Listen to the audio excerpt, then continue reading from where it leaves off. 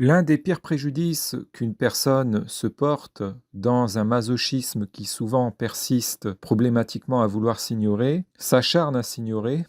assez vainement et ridiculement, est l'enfermement dans le mensonge. Une personne lâche, proportionnellement à sa lâcheté, fuit la remise en question qu'il lui incombe de faire, fuit son devoir, essaie de se dérober à son devoir de remise en question par toutes sortes de procédés vicieux et surtout par donc un mensonge que je qualifierais de cumulatif. Donc chaque jour, cette personne étant forcément du fait qu'elle ne se corrige pas, reconfrontée donc aux conséquences de ses torts, puisqu'elle a beau se mentir, se raconter des histoires, se voiler la face, les conséquences de ses torts sont là. Et parmi ces conséquences, il y a donc la morale que des gens lucides, justes, n'allant pas dans son sens, lui font raisonnablement. Et c'est de la bienveillance, contrairement à ce que ce genre de personnes lâches s'arrange à en dire.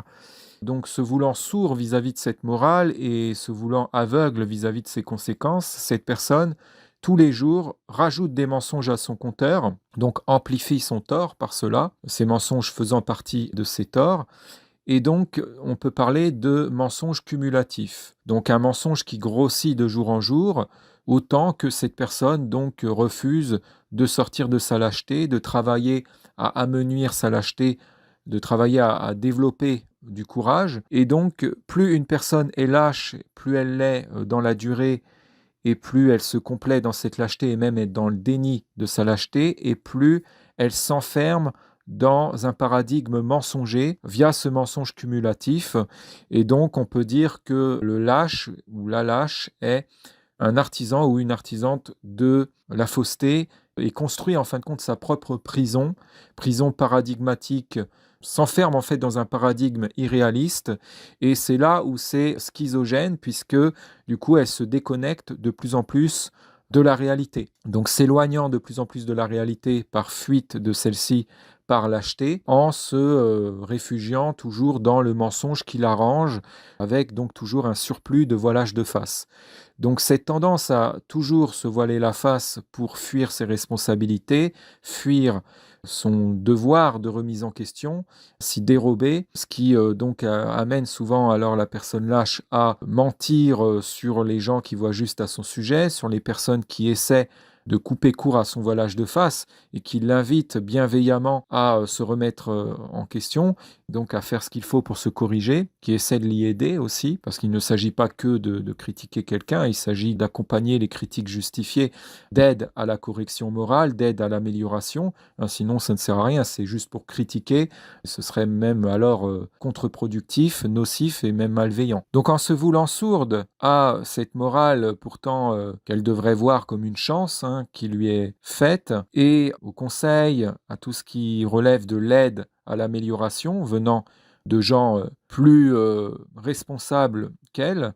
la personne lâche alors se porte préjudice à elle-même, manque des occasions de progresser, se fait la propre garante masochistement, je dirais, de sa stagnation, voire même de sa régression, et fuit par cette tendance à toujours se tenir aux considérations qui l'arrangent. Se complaisant là-dedans, ça en devient un vice à son propre détriment. Elle a sur le moment l'illusion alors de se soulager de quelque chose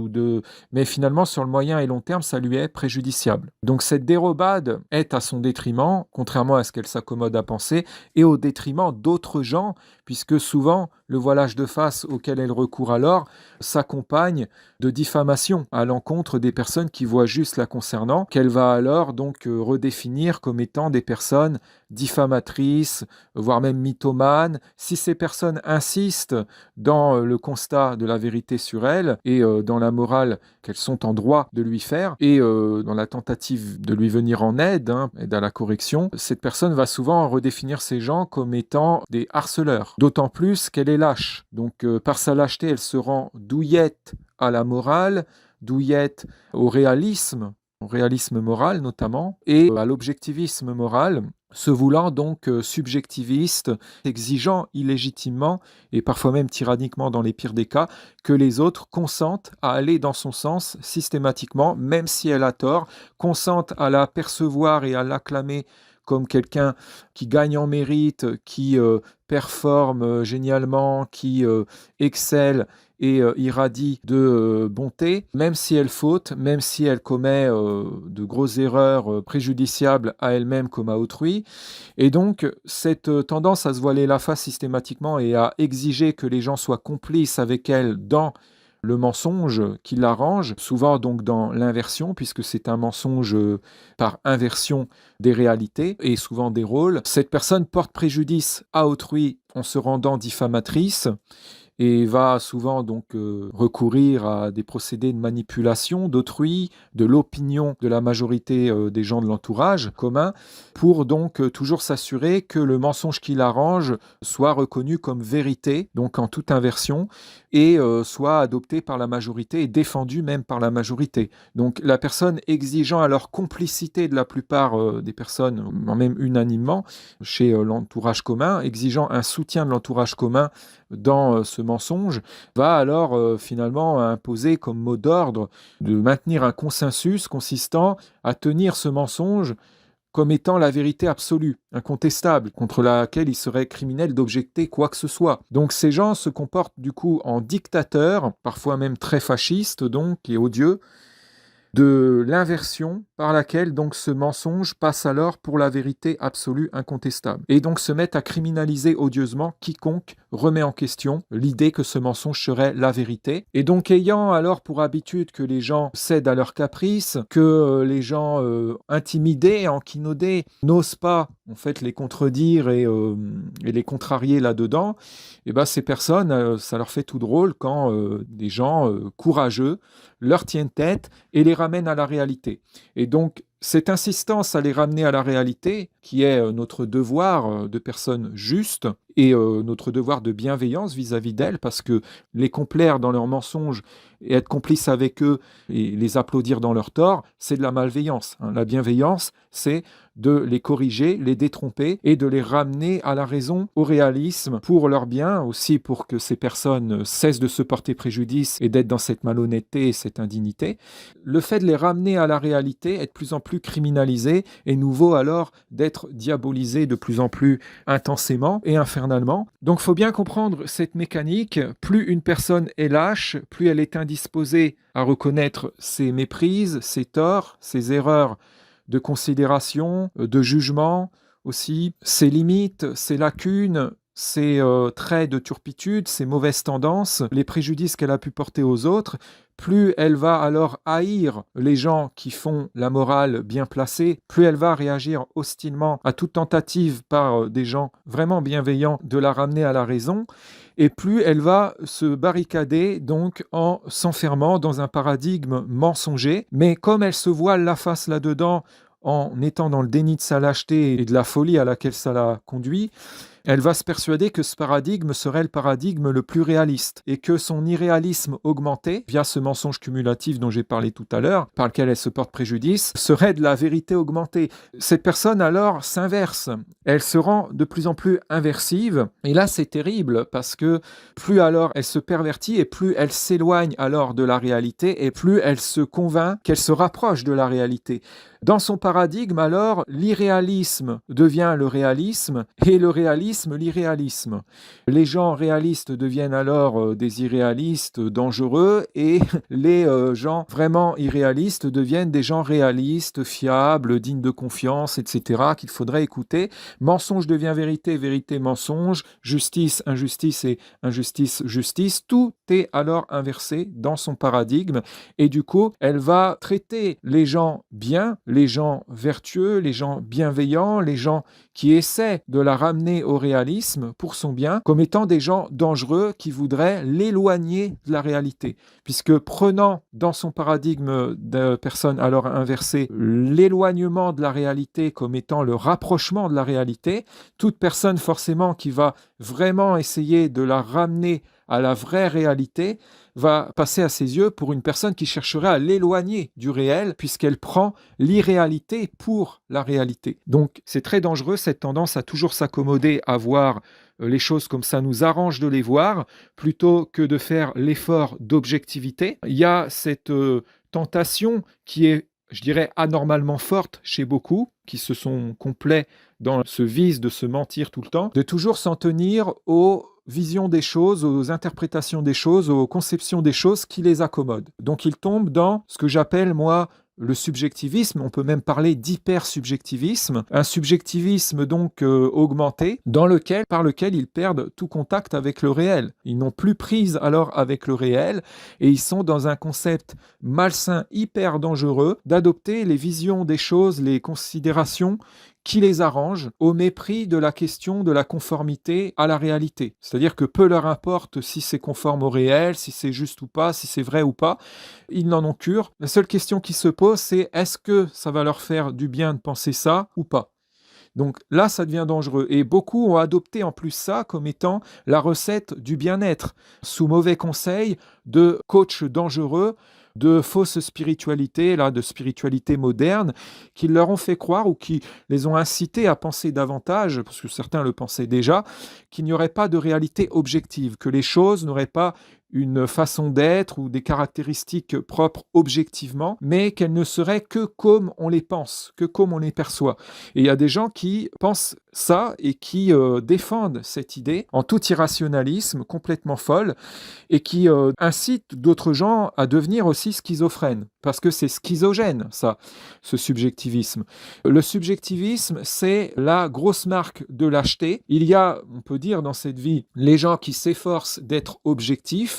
de ne pas céder à cette tentation, donc de voir les choses comme ça nous arrange, et qui, même si ça peut leur être déplaisant, essaient de voir la réalité, inclut la réalité de leur tort, la réalité de l'immoralité, de ce qu'ils ont pu avoir tort de défendre, même si ça implique des grosses remises en question, même si ça implique un moment de ne pas être trop bien, d'avoir même des fois un peu honte, de culpabiliser un peu, ou même des fois beaucoup. Il faut alors faire ce qu'il faut pour donc se racheter, se remettre en question et retrouver, recouvrer une certaine moralité, une certaine dignité et donc compenser ses méfaits, ses torts par de la bienfaisance, par de la remise en question, de la moralisation et donc briller là où avant on était, si je puis dire, terne et où on fautait, où on se montrait décevant, déméritant, mauvais, exceller là où avant on se montrait nul et donc voilà, il y a tout un travail à faire à ce niveau-là que beaucoup fuient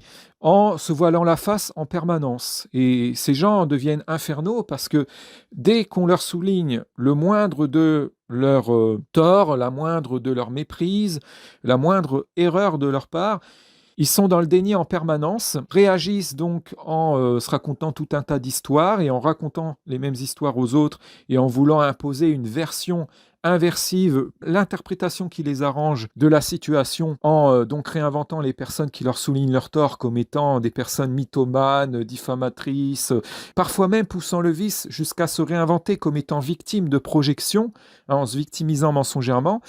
Et s'ils ne peuvent pas alors nier les conséquences de leur tort, ils vont les réinterpréter perversement comme étant conséquences d'autres choses, ou vont réinventer leur tort comme étant chez d'autres gens, et donc ils vont ensuite faire un lien donc de causalité qui n'existe pas, hein, donc, et un lien de corrélation. Donc on peut parler de biais de corrélation illusoire notamment, hein, je vous renvoie à cette notion en psychologie très connue, pour donc faire croire que ces conséquences qui sont indéniables seraient les conséquences de torts d'autres gens et pas des leurs. Donc il y a un transfert alors de responsabilité, souvent donc par projection, et donc sur un mode diffamatoire. C'est là où leur lâcheté devient dangereuse, nocive socialement, c'est que ces gens donc se montrent autant diffamateurs qu'ils sont lâches, vont calomnier, vont, pour faire porter leurs fautes par les autres, bouc émissérer, si je puis dire, utiliser des gens qu'il est facile d'incriminer, à qui il est facile de faire porter le chapeau, comme bouc émissaires et les désigner systématiquement comme étant les responsables. Alors parfois ce sont des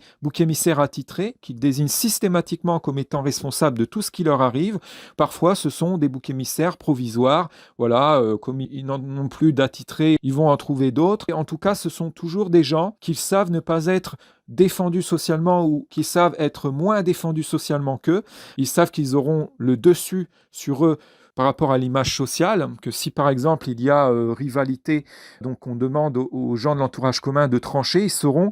qu'ils auront une facilité à se faire mieux voir que ces personnes. Donc, ils vont utiliser ces personnes alors comme bouc émissaire, en les affublant de leurs torts, en les tenant pour responsables de leurs fautes, pour se dédouaner, toujours dans le cadre de cette fuite lâche de leur remise en question. Et ça, c'est vraiment un fléau dans la société, la lâcheté de ces gens qui se reposent sur ce vice et qui même poussent le bouchon. Donc plus en fait ils savent qu'ils ont le pouvoir de faire ça impunément et de faire incriminer d'autres gens à leur place pour se dédouaner, se disculper et s'immuniser par là, perversement, au détriment d'autrui. Et souvent même en plus en sortant plein, parce qu'en plus de pair avec ça, ils se posent en victime de diffamation et récoltent encore plus de soutien. Donc c'est terrible, c'est une façon aussi, si on réfléchit bien, de se valoriser et de récolter des gens par exploitation d'autrui, en diabolisant autrui. Et donc il y en a qui sont à fond là-dedans, et plus ils ont confiance en leur capacité à pouvoir faire ça impunément, plus ils se permettent en général de malfaisance. Donc il y a des gens qui en deviennent même très pervers et qui, pour avoir la mesure de leur pouvoir de faire ça impunément, se plaisent donc à faire de plus en plus de mal et à narguer avec gouaille, dans une espèce en plus de haine des gens qui sont à cheval sur les bons principes, qui ont un certain sens moral et un sens de la justice, les moralistes qu'ils détestent. Ils aiment bien se jouer de leur indignation, de leur consternation et des fois de leur frustration par rapport à l'impuissance à laquelle ces personnes sont voulues réduites, et en donc leur montrant le mal qu'ils font, en prenant de moins en moins de gants, en mettant de moins en moins de masques,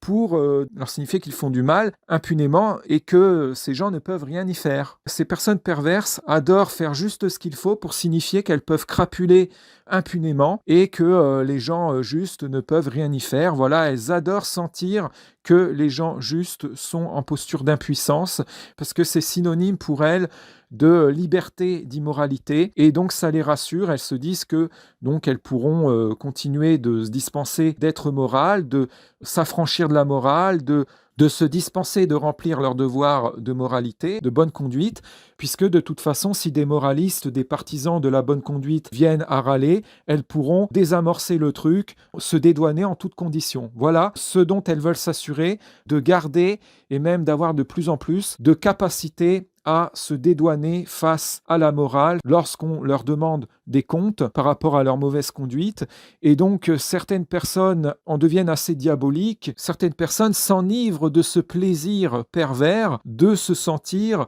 immunisées face à la morale que ces personnes voient comme une menace, comme un mal qui serait infligé par des prétendus fous qui emmerderaient le monde avec leur morale, telle que ces gens aiment dire, puisqu'ils subjectivisent la morale et par extension le moralisme, et donc ainsi deviennent les pires lâches qui, à force de se voiler la face, à force de se raconter des histoires et d'être dans le déni de leur tort, donc se pervertissent, et à un certain degré de pervertissement de leur personne, ces gens deviennent des personnes perverses narcissiques. Ces gens s'accoutument à tirer un sentiment de valeur personnelle, non plus de la droiture, non plus du fait de bien se comporter, du fait d'être honnête, du fait de progresser aussi, mais du fait d'arriver à se dédouaner vicieusement, d'arriver à se dérober à leur devoir de droiture, à leur devoir de répondre de leurs actes. Tirant un sentiment de valeur personnelle de ça, ces personnes voient ça en fait comme une prouesse. Les plus pervers et perverses en viennent même à voir ça comme la prouesse suprême qui ferait prétendument d'eux et d'elles des gens enviables. Comme si c'était un super pouvoir. En fait, à un certain degré de perversité, ils et elles en viennent à jubiler d'arriver à déjouer la morale. Comme si c'était le truc qui forcerait le respect. Donc ça, c'est typiquement satanique. C'est la croyance centrale dans le satanisme que le but même de la vie de l'homme serait d'arriver à déjouer les lois morales et à s'affranchir de la morale, déjouer la loi de justice, et certains croient qu'ils ont la capacité de le faire éternellement. C'est là tout l'orgueil satanique et l'utopie du satanisme sont ridicules, puisque, bien évidemment, dans l'au-delà, ces gens seront ramenés inéluctablement à leur impuissance face à la suprématie morale et devront donc répondre de leurs actes inéluctablement. Ils n'auront plus d'expédients, d'échappatoires. Et en fait, là, on mesure, et il serait bien que ces personnes le mesurent à temps avant de s'y retrouver, on mesure ô combien ces gens sont les artisans de leur propre malheur en fait, parce que là, ils ne font que préparer leur enfer. Ils s'autocondamnent et elles s'autocondamnent à vivre un enfer, et se condamnent à avoir le retour à la réalité et le retour à leur devoir de remplir leur devoir de moralisation suppliciant. Donc, plus ces gens s'accoutument à fuir la remise en question, et plus elle leur sera douloureuse, laborieuse, longue, difficile plus tard. Donc dans l'au-delà, tôt ou tard, de toute façon, elles devront se remettre en question. Donc autant le faire maintenant. Et la personne qui a vraiment tout compris est celle, en fait, qui n'a aucun problème avec le fait de reconnaître ses torts et qui a développé une capacité à les admettre et à réagir salutairement, raisonnablement, en travaillant sur elle-même pour donc se déprendre de ses défauts, minimiser ses torts tout d'abord et donc à moyen et long terme s'en démettre, qui se moralise, qui s'assagit et qui travaille toujours à progresser moralement. Et il n'y a pas de honte à recevoir donc une critique quand elle est justifiée, lorsqu'on a vraiment fauté, dès lors que ce n'est pas disproportionné et que ça vient d'une personne qui elle-même travaille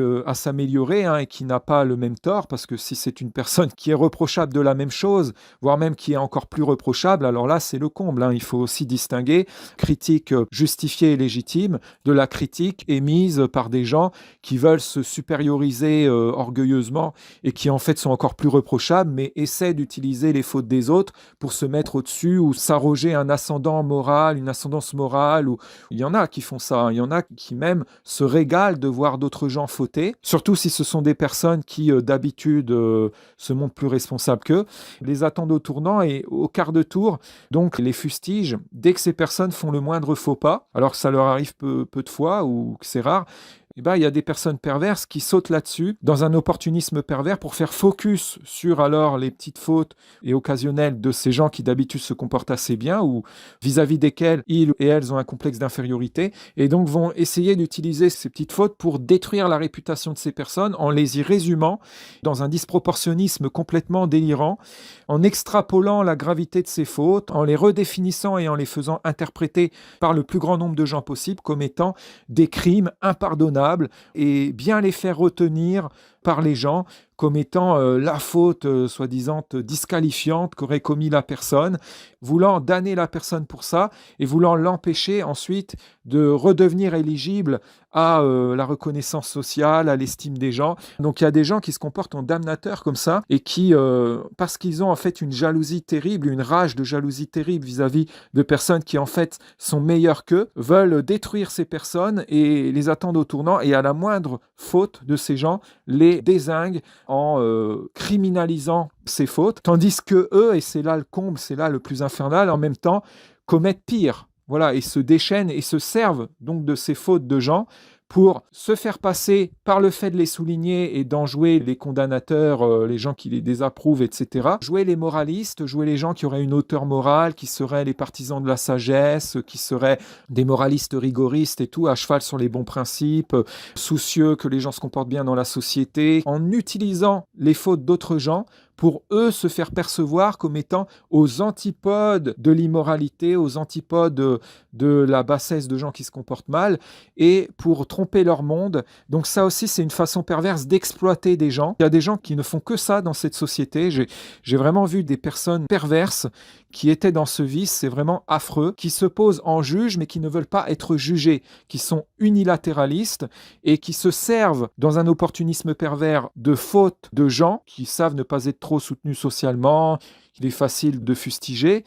pour jouer les redresseurs de tort et les moralistes à travers le fait de pointer du doigt les fautes de ces gens, de leur faire un procès, parfois même publiquement, prenant un clairon pour bien dire à tout le monde que ces gens ont fauté, que c'est honteux, etc. Et ils sont vraiment dans une réaction disproportionnée et ces personnes alors à travers ça essaient d'usurper alors le statut de moraliste, de gens pro-sagesse, de partisans de la bonne conduite dans la société, de la droiture, pour se couvrir, pour renvoyer une image qui est en fait fausse, du coup, de gens bien, de gens droits, de gens qui ont le sens des valeurs, qui auraient un sens moral très aiguisé, poussé, et donc à travers ça, toujours dans la duplicité, pour paraître être les moralistes qui ne sont pas, et mieux cacher aux gens qu'en fait, ils sont tout le contraire. Et ces gens, je vous le redis, quand on les voit fauter, ils sont tyranniquement indisposés à reconnaître leurs torts et ils refusent qu'on finalement les juge avec la même sévérité que jugent les autres, même refusent qu'on juge aussi avec la même sévérité des gens qui ont les mêmes torts qu'eux et vis-à-vis des torts desquels ils font les aveugles, parce qu'on voit que ces gens ont une morale à géométrie complètement variable. Ils feignent l'objectivisme moral quand ils vont critiquer des gens qu'il est facile de critiquer, en les fustigeant, en les surfustigeant pour des petites fautes, et c'est complètement disproportionné. Autant, alors ils sont prompts à faire des procès à ces gens-là, autant quand on les surprend en train de fauter eux et leurs comparses d'immoralité, qui sont bien souvent aussi pervers et perverses qu'eux, eh ben, ils sortent de leur gonds et ils crient au crime quand on fait montre de réalisme moral et d'objectivisme moral et qu'on les somme d'appliquer les mêmes principes dont ils prétendent être les chantres de l'application. Donc ils jouent à la face du monde les gens qui sont pour l'application rigoureuse des bons principes moraux, etc., qui sont pour la justice, pour la sagesse, qui sont pour la condamnation de ce qui est moralement répréhensible, etc. Mais quand eux commettent ce qui est moralement répréhensible,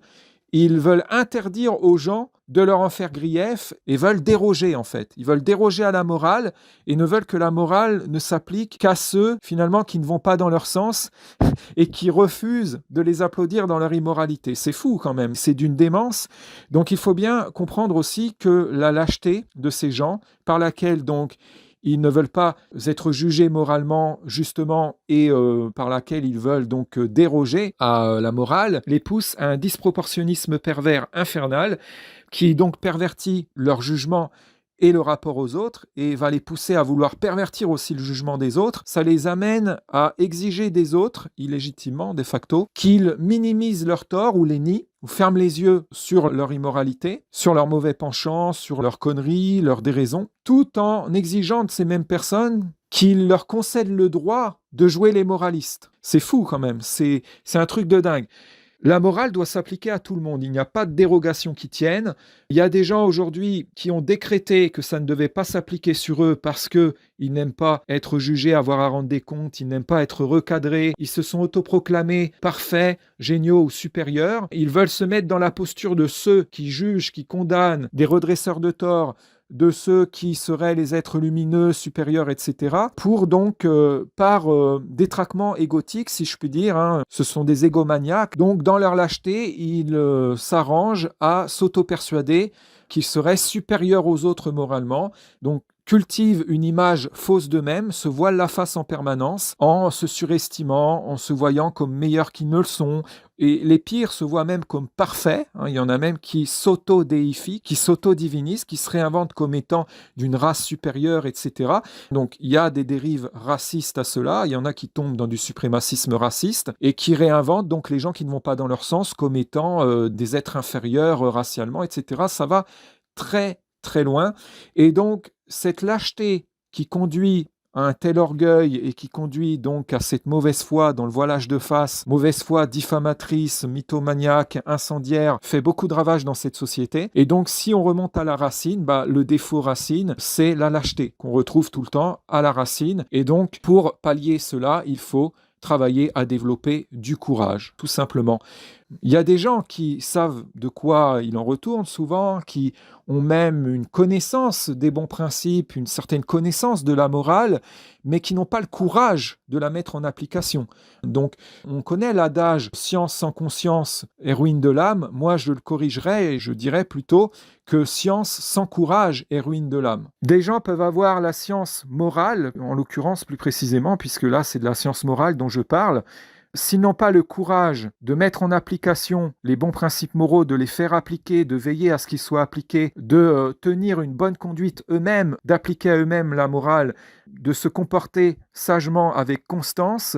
de se dresser contre les injustices, de ne pas cautionner les comportements injustes, de tenir tête à des gens qui veulent tout inverser et qui veulent imposer l'immoralité comme étant morale, l'injustice comme étant la justice. S'ils n'ont pas ce courage, ils vont se retrouver dans l'immoralité. Même s'ils ont conscience que c'est immoral, ils n'auront pas le cran alors de s'y opposer et finalement joueront le jeu de gens pervers, de gens manipulateurs et se retrouveront complices. souvent même à leur détriment, donc tomberont dans une forme de masochisme aussi, hein, des fois seront complices contre eux-mêmes avec leur bourreau, du coup ne seront plus vraiment victimes, donc seront dans un système relationnel SM en quelque sorte. Donc c'est pour ça qu'il faut du courage, et le courage c'est vraiment la vertu mère, la vertu suprême, et la lâcheté, le pire des défauts, duquel découlent donc beaucoup d'autres. Donc je le redis, science sans courage est ruine de l'âme, et notamment science morale sans courage est ruine de l'âme. Et donc des gens peuvent raconter tout ce qu'ils veulent, blablater, jouer les gens qui ont du raisonnement moral, qui ont le sens des valeurs par la parole, mais s'ils ne sont pas capables d'appliquer ça concrètement et de dénoter cette moralité comportementalement et face aux situations, de la démontrer dans leurs choix, dans leurs positions, dans leurs préférences aussi, parce que qui dit moralité dit préférence pour ce qui est bien à ce qui est mal, et donc supériorisation de ce qui est bien vis-à-vis de ce qui est mal. Il faut du courage pour ça, et ça implique d'avoir le courage de tenir tête aux gens qui sont médiocrates, qui sont démocrates même, qui veulent donc la suprématie du mal, qui sont pour l'inversion et l'antiméritocratie. Ça implique de tenir tête à ces gens-là qui, dans ce monde moderne, pour beaucoup, ont acquis un fort pouvoir d'intimidation, passent pour les personnes de fort caractère et sont très fascistes. Donc certains, donc, pour ne pas contrarier ces fascistes, vont dans leur sens et inhibent leur morale. Ne voulant pas reconnaître alors cette lâcheté, vont se persuader qu'ils sont moraux quand même, qu'ils gardent leur intégrité morale quand même, etc. Donc il y a ça aussi qui pose problème, c'est que pour maintenir une certaine estime de soi-même, l'être humain a besoin d'avoir le sentiment d'avoir une certaine intégrité morale. Et donc, des gens qui sont lâches et qui n'ont pas le courage de cette intégrité morale, de l'avoir réellement, de la dénoter réellement, de la garder, et qui donc en viennent à cautionner des turpitudes, à être complices, à eux-mêmes tomber dans des saloperies, des turpitudes, et s'auto-persuadent pour garder une bonne estime d'eux-mêmes qu'ils ont gardé quand même une intégrité morale. Et donc, ils sont alors dans une perception fausse d'eux-mêmes. Ils vont se persuader qu'ils sont quand même droits, qu'ils sont toujours dans la droiture, alors qu'ils ne le sont plus, se racontent des histoires sur eux-mêmes, se voilent la face, et donc c'est un mensonge, je le redis, cumulatif. Donc ces gens, dans le cadre de ce voilage de face, peuvent raconter n'importe quoi, se montrer très verveux, très prolixes, et raconter ceci ou cela d'eux-mêmes pour paraître être des gens moraux. Il faut regarder la conformité entre ce qu'ils disent d'eux-mêmes et ce qu'ils font, leur réel niveau de moralité comportementale. Comment ils se comportent habituellement, quelles sont leurs tendances, quel est le degré de moralité de leurs tendances, et voir si c'est en cohérence avec le niveau de moralité qu'ils prétendent avoir. Science sans courage n'est que ruine de l'âme.